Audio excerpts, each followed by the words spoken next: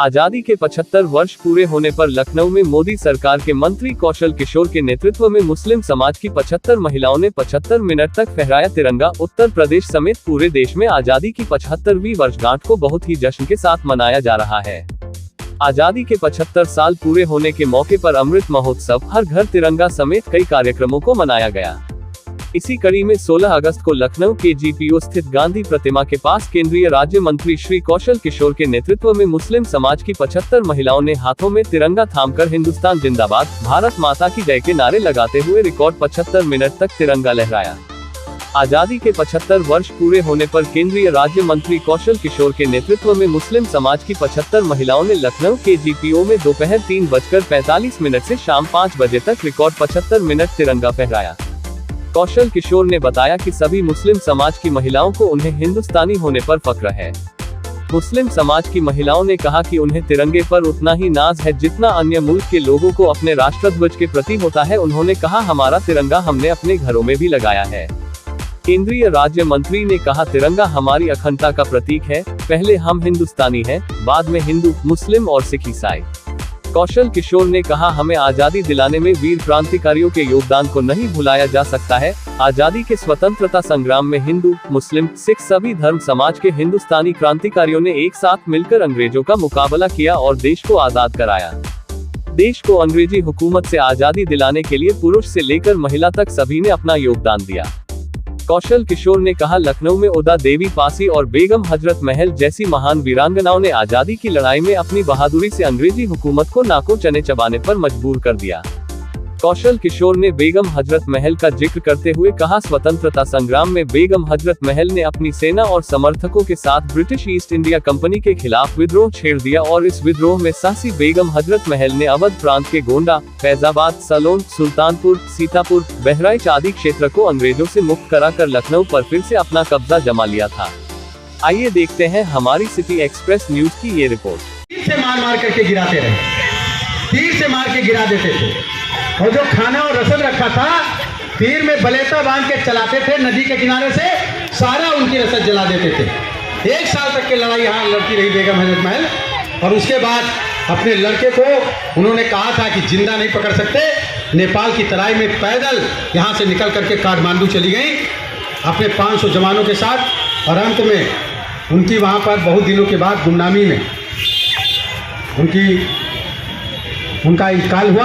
आज माँ और बेटे की कब्र वहाँ पर बनी हुई।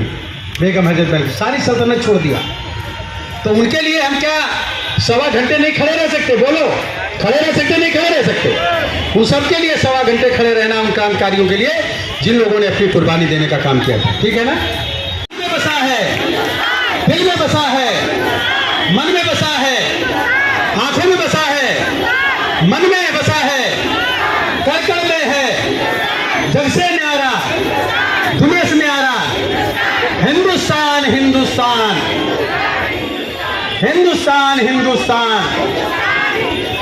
आपको बड़ा अच्छा लग रहा होगा ये नारा लगाते हुए कि दिल में बसा है, मन में बसा है, कड़ में बसा है हिंदुस्तान। क्यों बसा है? मोदी जी ने कहा, हम किसी से कोई भेदभाव नहीं रखते, सबका साथ सबका विकास। कहा ना? क्या मोदी जी ने कहा? एक बार बोलिए, सबका साथ सबका विकास। सबके लिए बोला, सबका साथ सबका विकास। और फिर उनके लिए 80% जनता को 2 रुपए किलो गेहूं, 3 रुपए किलो चावल दिया। जब कोरोना आया तो कोरोना काल में सभी लोगों को 80 करोड़ जनता को मुफ्त में राशन दिया और अभी 30 सितंबर तक के मोदी जी के द्वारा सबको मुफ्त में राशन 30 सितंबर तक मिलेगा।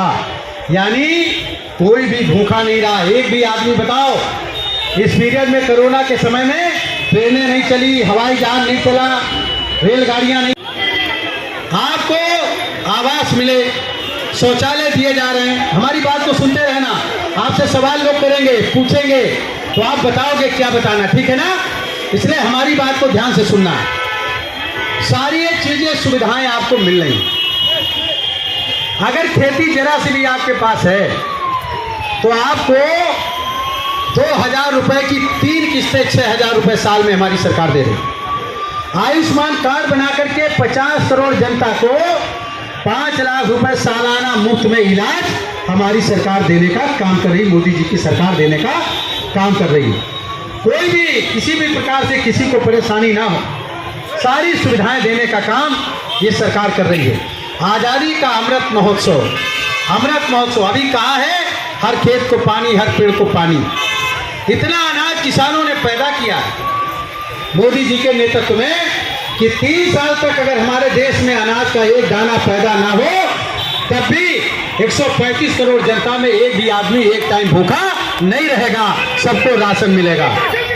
आप समझिए, इतनी सारी, इसके बाद भी प्रधानमंत्री जी कह रहे हैं हर खेत को पानी देंगे, हर पेड़ को पानी देंगे, और किसानों से कहा फसल का उत्पादन दूना करो, फसल का उत्पादन दूना करो, दूनी फसल पैदा करो, ताकि हिंदुस्तान के अलावा दूसरे देश में भी जहां कहीं पर भी अगर लोगों के पास अनाज नहीं है तो हिंदुस्तान का किसान इतना अनाज पैदा करेगा कि दूसरे देश के लोगों को भूखा नहीं मरने देगा, उनको भी अनाज उपलब्ध कराने का काम करेगा।